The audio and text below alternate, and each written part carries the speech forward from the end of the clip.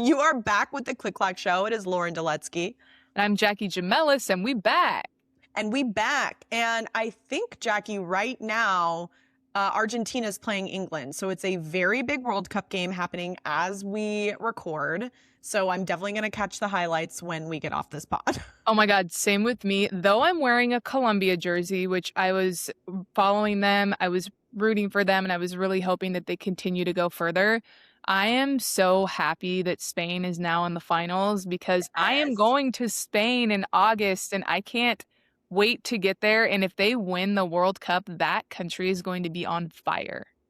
I'm going to root for them with you. Also, I'm just really excited that you're going to be in Spain post-World Cup and get to experience that excitement. Girl, I am so pumped about it.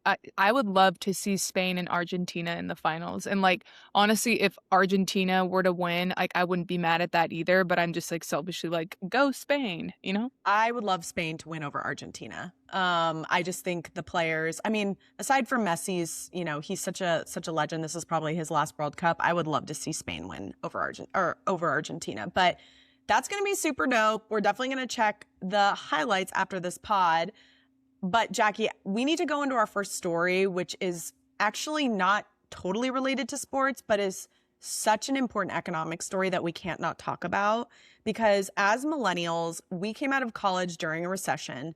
Jobs were scarce. It was very tough. And we are back in a very difficult economic environment for young people. And there's so many factors driving that right now. LinkedIn recently launched a report that said 15 of the top major fields coming out of college, so think majors, right? Engineering, marketing and journalism, business, some of the top majors that kids go into for college saw a 20% plus decline in job placement in their first jobs post-college since 2019. Right. That is outrageous. Yeah. Like, why do you go to college if there's such, what is the return on your degree then if you're not getting a job after going to college? And I think that what shocked me too is you think about how the workforce is changing. I think that AI is definitely impacting this landscape, no doubt. I don't think that we've fully been able to measure that yet. I mean, we do know that companies have significantly cut their workforces and implemented AI, and AI is not working for them as well as they may be anticipated from a return on investment standpoint. So I'm hoping some of these stats start to shift and change. But I think the larger discussion here is, how does this next workforce become more adaptable to the current market? And I just felt like these stats were wild. What do you think? Yeah, they're absolutely wild, but it's all the more reason why companies should be looking at student athletes and athletes to come into their businesses and their companies, because athletes already possess a lot of these skills, right? And historically, and history states that these entry-level jobs teach you how to communicate and teach you how to get ready to be real leaders in business, right? But now, since AI is quote unquote thinking for us a little bit more, and it's replacing some of these early entry jobs, it's so important that companies really start to value the student athlete, because athletes their whole lives, they're being taught how to be in difficult situations, how to communicate, how to show up on time, how to lead by example, lead, through their voice, all the different things, right? So it's like, there's so many things that they already have and so many things that make them so qualified for these entry-level positions. So that's just the stance that I take. I'm just like, okay, I get it. This sucks. And it really is like, why are we going to college, right? And I think that still going to college and still getting your degree puts you in the conversation. I truly believe that. It puts you in a conversation, but it's not necessarily going to get you there. And I think that those skills that I've been talking about, the communication skills, the problem solving, all of that is what's going to get you the actual job. And I think that that is so important. And I think that that's what we need to start like verbalizing and talking about more, so that these students are aware of that and know that they need to come in more sharp and more on their shit. I think that colleges have to be more intentional about bringing what's happening in the workforce up into the curriculum and into the experience of the student journey, both the student journey and the student athlete journey, because you put it so perfectly, right? There are so many proficiencies and skills you build in very specific lanes, like sports, where you learn about teamwork, communication, discipline, focus, things that you have to really master in that first job. I mean, I remember myself in my first job, and I was so hungry. I was so passionate. Surprise, surprise. But I struggled with discipline. I struggled with always seeing certain things through strategically because I hadn't fully built that arm out yet. Colleges have to not be dinosaurs. They need to be adapting faster with the workforce and with technology. And I think that we're at this massive inflection point right now, and things have got to change. But I 100% agree. College is such an important time to not just figure out what you could do or what you would want to do, but it's also a time to build community. It's a time to grow past your family, right? Because you're used to living with your parents. Yeah. You're used to having your same friends that grow up with you in, in high school and before high school. And it's still so important, but it's got to adapt. Yeah. So I hope more people look at this data and they're like, holy shit, this is wild. And rather than freaking out, it's like, no, but how do we solve this then? How do we get more creative? How do we bring the industry closer to college and college closer to the industry? So I'm with you 100% on that. Yeah, I just don't think the answer is, oh, don't believe in a college degree. You don't need to go to college and spend your money. Like, no, I don't think that's the answer at all. I just think that like you said, times are shifting and we need to like meet the times where they're at, right? So I'm completely with you on that. I think that this, people have to have those people skills. People have to know how to communicate. They have to know how to problem solve. They have to know how to, communicate and talk to other members of the team and all of those things. I'm not just speaking from the student athlete lens. I'm thinking from, college students in general. There's just that people aspect and that level of, personability or however you want to say that like is going to get them the job. If you're the right person for the job and you have the people skills and you have the work ethic and all of those things, these people that are hiring you are going to see that.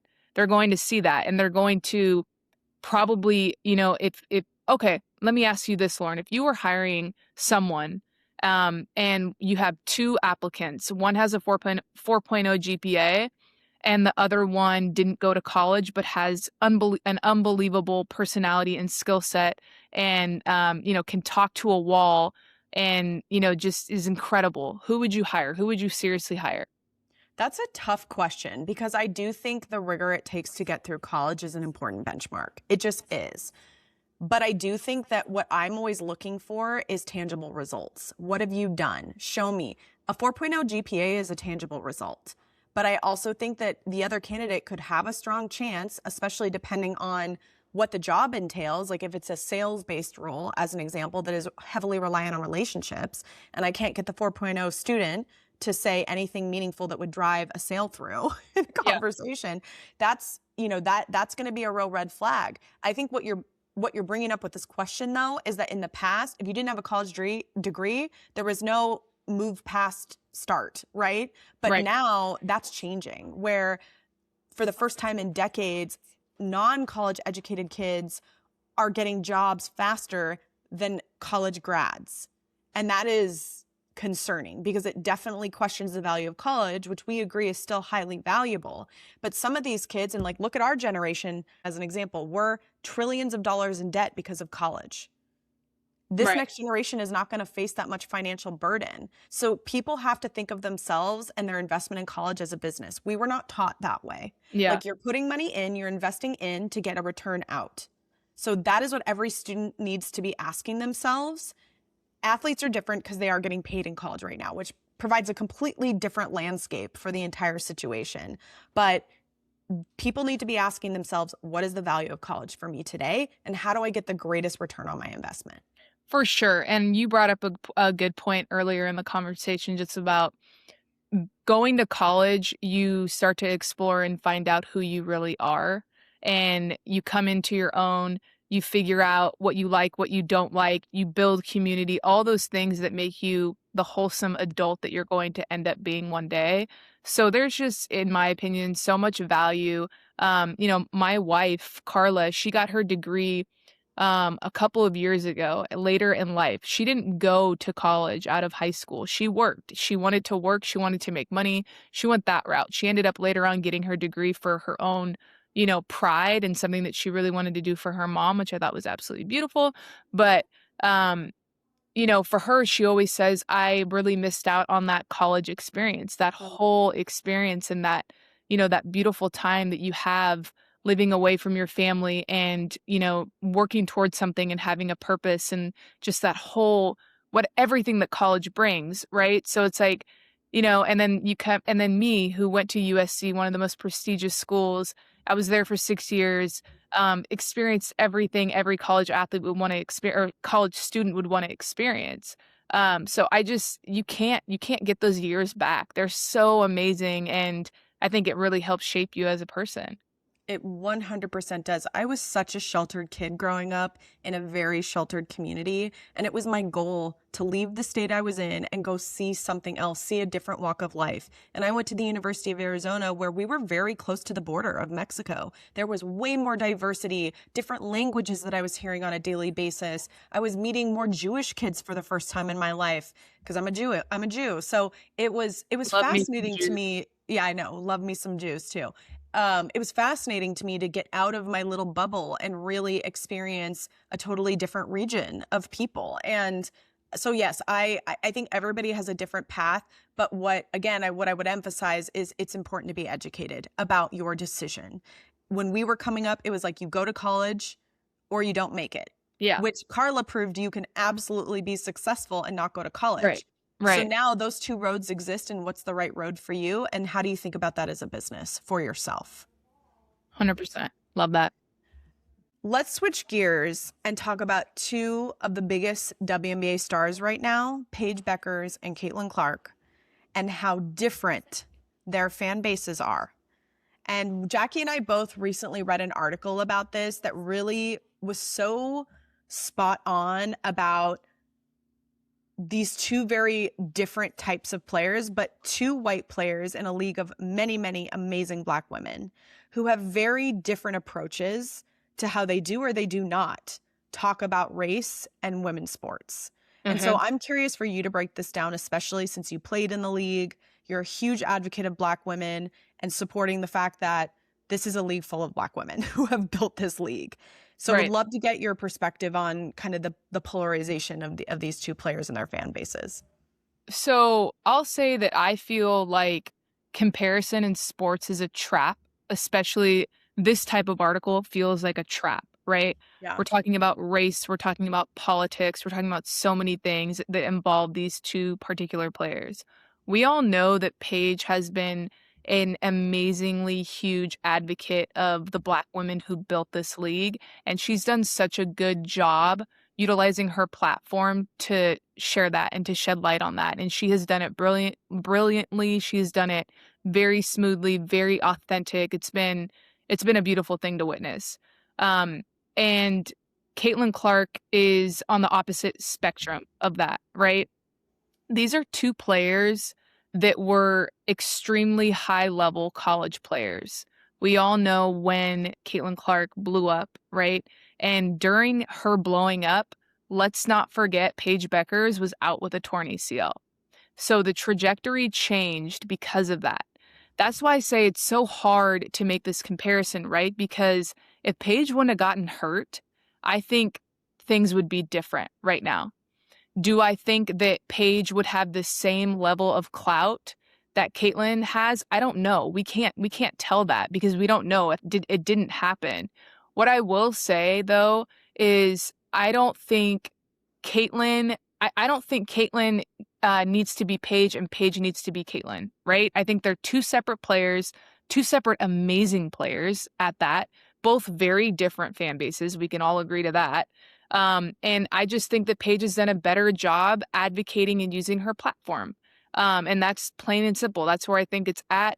But I do think that this conversation would be very different. It wouldn't even be a thing if she hadn't torn her ACL in college. After I read this article, I went back and rewatched the Hot Mic coverage where Asia was talking with Kelsey Plum.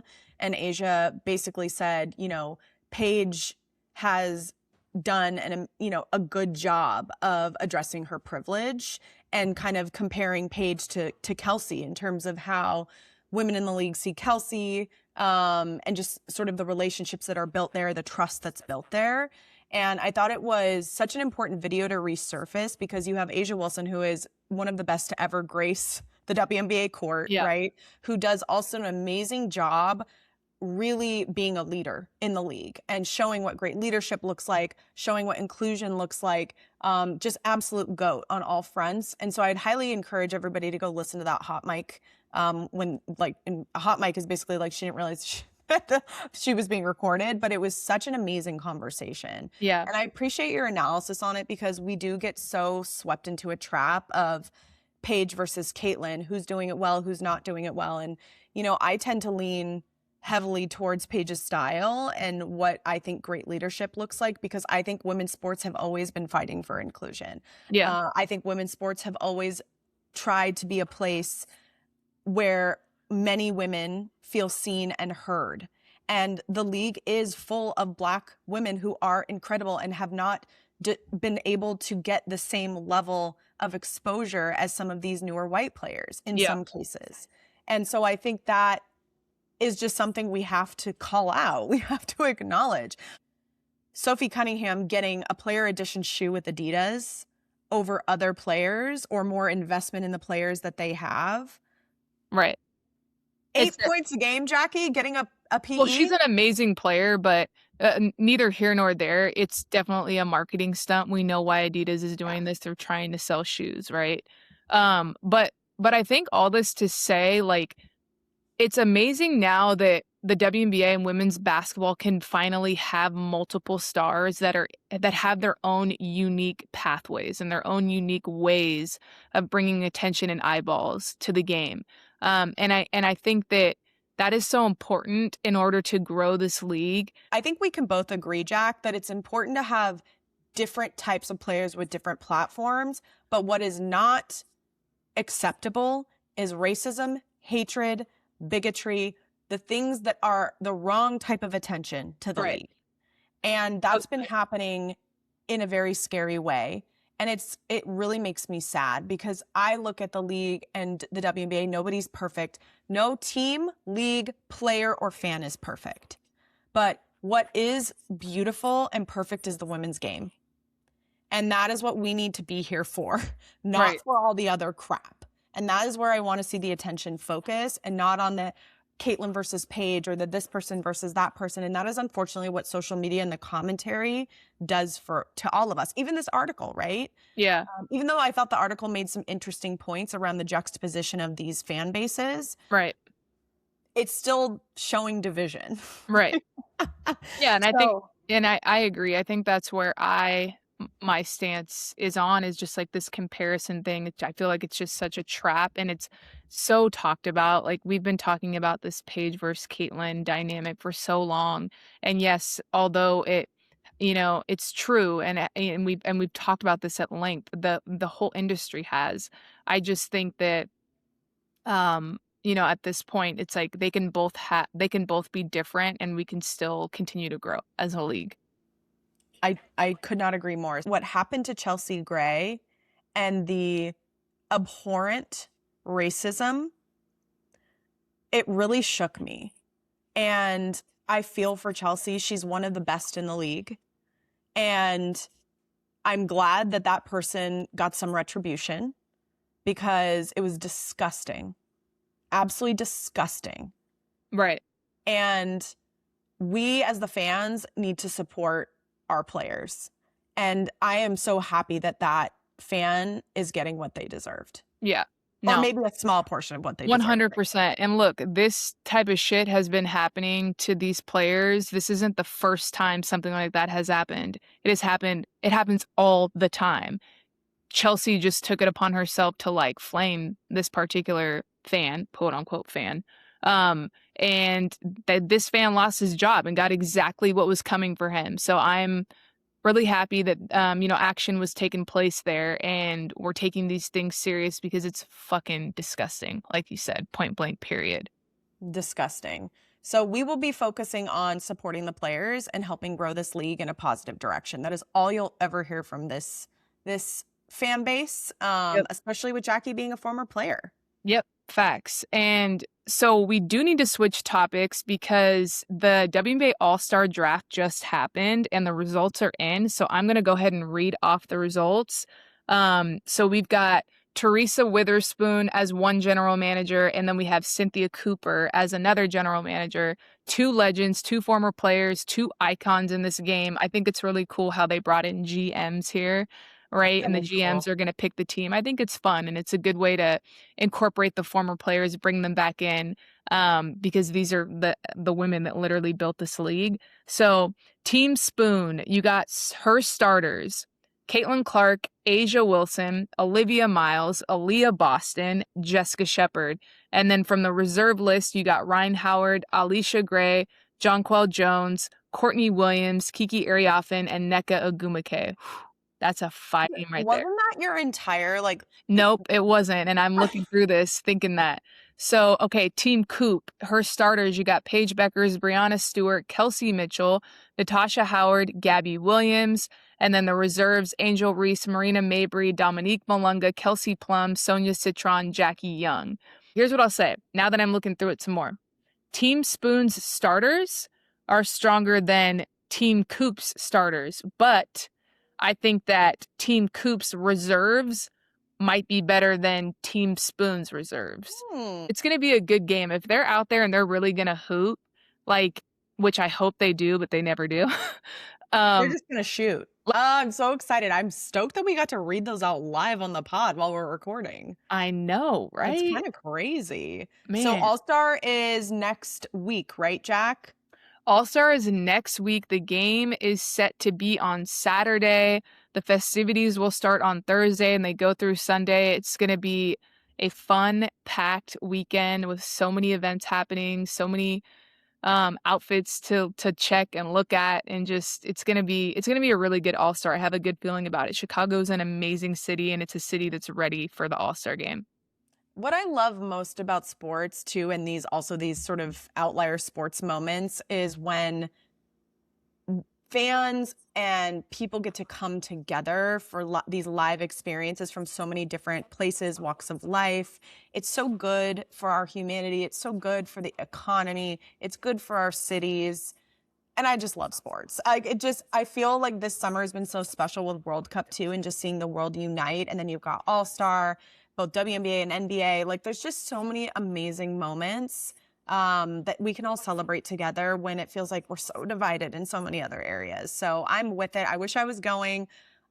We get messages like, who's going from Clack, and obviously Jacki will be there. I'm hoping to go next year, but I have to, I've got some mom duties that I have to focus on. So Girl, I will not don't worry. I always tell you, you're not missing out. You're going to be involved in so many different events. It's like, it looks a lot more hype and cool online than it actually is in person. So I'm going to give you that. Don't worry. And I will absolutely represent Clack while I'm there. And I'm sure I'll get stopped like, hey, you do the podcast, Clack. I'm sure that happens at least once or twice every event, every like big event, women's basketball event. I love that so much. I think we should carry on to our last topic before we head into Coach's Corner. I just really think that this is a topic that we should absolutely talk about. It came out yesterday in an article that Megan Rapinoe was denied a brand deal because of her trans activism. And you and I read the article. We dove into it a little bit. I want to hear your perspective on it. Just so everybody knows, the feature story was in Marie Claire, and a little bit more context on the brand shoot. So Meg was headed for a FIFA World Cup 26 shoot, and she got a call from her agent. Her agent was like, hey, unpack your bags. The brand deal's not happening. And as they got more into it, as Jacki said, what they are saying is that Meg was flagged because of an AI software that this brand uses, saying that she would be a higher risk athlete to do a partnership with because of all of the anti-trans policies that are running through our politics right now, and some of the anti-DEI unfortunate anti-DEI policies that are happening at the highest level of our country right now, which is just such a miss, in my opinion. And so this story is not just about brand deals. This is about politics. It's about AI. It is about risk. It's about advocacy, and it's about athletes. And that is a highly complex topic, right? Because unfortunately, brands are having to roll back so many of their initiatives, whether it's HR policies, whether it's specific programs for different populations, because of the abhorrent behaviors and policies by our current sitting administration.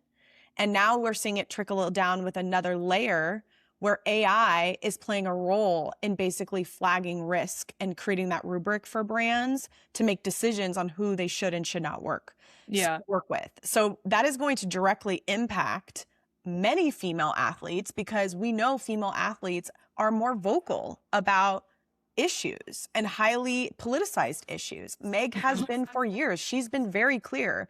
When she was playing for the women's national team, she said, "We're not going to the fucking White House." Yeah. In an interview. Right. So I'm curious to see what you think about this, because I know you work with a lot of brands and in that realm, and it does feel like this is going to continue to be potentially a bigger issue if AI is sort of weeding out talent like Meg. Yeah, it's interesting because it doesn't disclose the brand, and a lot of the brands that show up in the space know these types of things about athletes. So they're already aware of a lot of their opinions on certain things.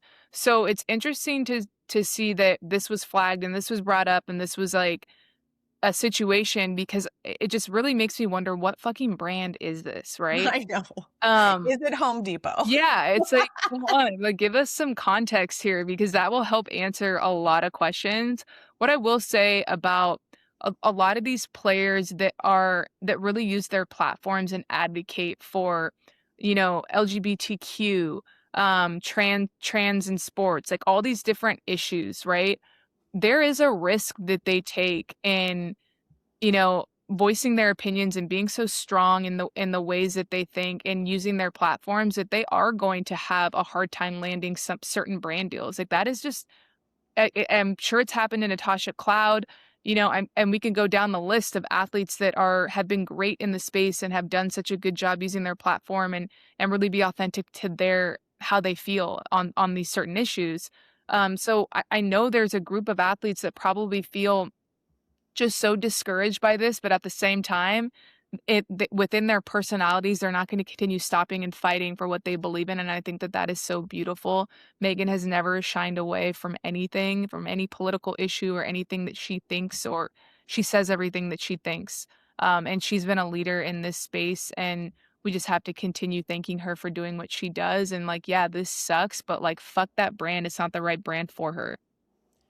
This is also a larger theme in idealism versus capitalism, and it's so tough. It's that unfortunate balancing beam that we are on as a society right now, because especially with social media, and anybody can say anything now, right? And it's just like everybody has a microphone, everybody can pop off and say fake things and influence news, and it's a really tough environment. And I really celebrate athletes that take a stance and have a strong point of view.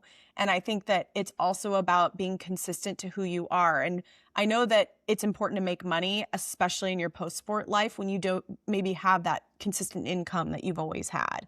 And I mean, I don't know where Meg is at. She's obviously prolific. She's, probably has lots of different deals that she's doing. But I do think that knowing who that brand is and knowing that like they're pulling back on that type of, or they're putting that as a high risk right now, like, okay, don't work with them, right? Like, it would put a sour taste in my mouth for sure if you're like, hey, you hired me. Like, I was about to get on a plane to go to this shoot, and then you tell me that I've been flagged by AI because of my trans advocacy? Yeah. That's fucked.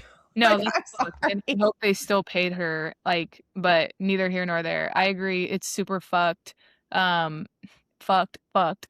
It's hella fucked. It is. But it's another important topic too around AI screening, because we know that a lot of companies have adopted AI screening tools, whether, when it comes to brand talent, when it comes to new employees, there's so many pros and cons to it right now. Automation is so important, especially when you're dealing with such heavy workloads, so much going on, but also automation can pose a lot of challenges. Are you pulling through the right candidates? Is Meg really a risk? Because she has such a strong brand. And I think that's where we as people still need to think and not just 100% rely on AI because it flagged something. Right. AI is not perfect. It's imperfect, in fact, but it does help us move at a faster pace. Skepticism is key in an AI age, and not all of us are inherently skeptical. And that's where critical thinking skills are. I'm inherently skeptical.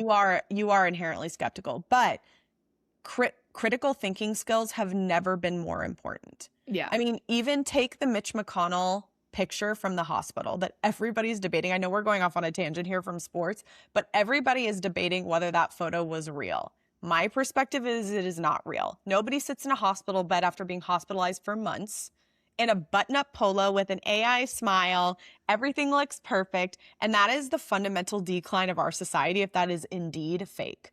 Because nobody is going to be able to tell what is real and what is not. Girl, I've seen some crazy shit online. Video, too, where I'm like, what is happening? Did you see Jimmy Kimmel superimposed his face on Mitch McConnell? I didn't. I'm sure it was wild. Like, this shit's crazy what you Oh my God, it was so funny.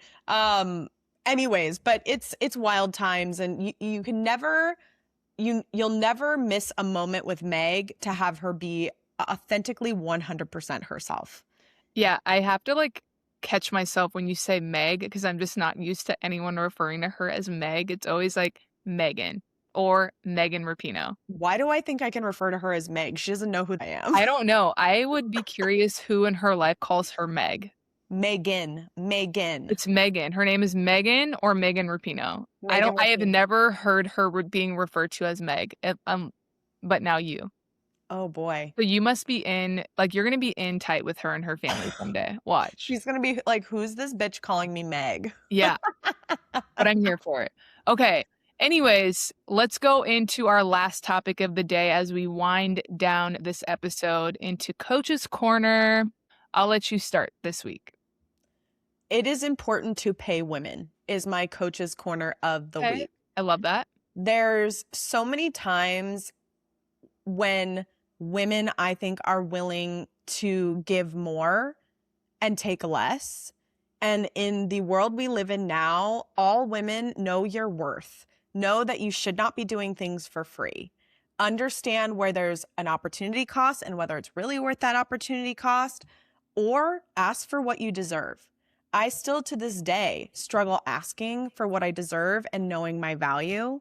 And recently I asked for what I wanted and it was well received. And it was such a direct conversation and also just well received in terms of I'm glad you asked. Yeah. Because I think not enough times women are asking for what they deserve. And I have struggled my entire life with that, whether it comes to negotiating pay, whether it comes to negotiating deals, whether it's negotiating a promotion, right?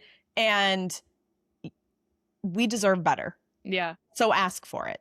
That's my Coach's Corner of the week. That is great. I'm so proud of you for having that conversation. I know that's a real breakthrough for you. And I couldn't agree more. I think that what I am grateful for in my industry as a sports agent is how direct and black and white it is. And it's really helped me flex that muscle of advocating for myself and being able to voice that and say things that I truly think and that are really on my mind. Having those hard conversations, it's just a part of, growing and just getting more out of the situation. And oftentimes you don't get to maximize that because you don't speak up. So really great topic. I'm glad you brought that up. Mine, short and sweet. All I have to say is control the controllables. I think that is something that is so important. It's short, it's sweet, but it's also your attitude, your effort, and the way that you treat people is so important. You can control those things, right? You can't control the outcomes of others. You can't rely on the outcomes of others. You can't have expectations of others. And I think even as simple as maybe someone not texting or emailing you back, can't control that. Fuck them. Fuck that. They don't want to hit me back. If they don't want to respond to a really important email that I sent, that's fine. I cannot control that. I can't control you. And I think it's just really important to keep that top of mind in the space that we live in as we're going a million miles an hour and doing everything and trying to get shit done. Just control what you can control and let everything else go. Easier said than done. Well, and think about how many communication channels we have now. Right. It's nearly impossible to keep up. I now find that with a text message, it'll take me sometimes 48 hours to even respond to someone that I knew I needed to respond to that day. Right. And so I think we also need to give people grace about their communication and where they are and where we are, or I am, or you are. And it's really hard to do that in a world that is incredibly fast-paced and becoming increasingly more I'm going to challenge you to listen to what you just said. Okay? It's true. It's true, though. Right. And I have been someone, too, who has historically wanted things to move fast because I think fast, I talk fast, I move fast. Yeah. And sometimes slow is okay. Sometimes it's okay to let a communication go for a week, right? And I know I'm like going off on a tangent about your own Coach's Corner, but it's so relatable because we all are just too inundated right now. So it creates this feeling like everything has to go fast. Yeah, I agree. But sit in the slow. Sit in the slow. Sit in it and just like take it for what it is, you know? I love that. A really good perspective. Thank you for sharing. Of course. Well, we are heading into another big weekend, tons of WNBA games. I think the championships for World Cup, right, are on Sunday. So it's going to be a wild sports weekend. And we hope that you all just take a moment to enjoy a sports moment, whether it's a reel on your phone, whether you're watching World Cup with friends, whether you're checking out a WNBA game in your city or an NWSL game on TV. Like, do something, because sports just brings people together. And that is why we talk about it every day. We built a podcast about it. It is, sports are bigger than sports. It is about the human experience. It's about community. So challenge yourself, do that this week, have a fun sports experience, even if it's a quick one, because it will just lift your spirits. I couldn't agree more. And before you have that sports weekend, I would encourage everyone before you do that to head to YouTube and go follow our YouTube channel, The Click Clack Show, and then see us on Instagram and TikTok as well. We appreciate you guys. This is a really fun episode. Hope you all enjoyed it. Thanks for sticking with us, and we will see you next week. See you next week. Go Spain. Go Spain. Bye. Bye.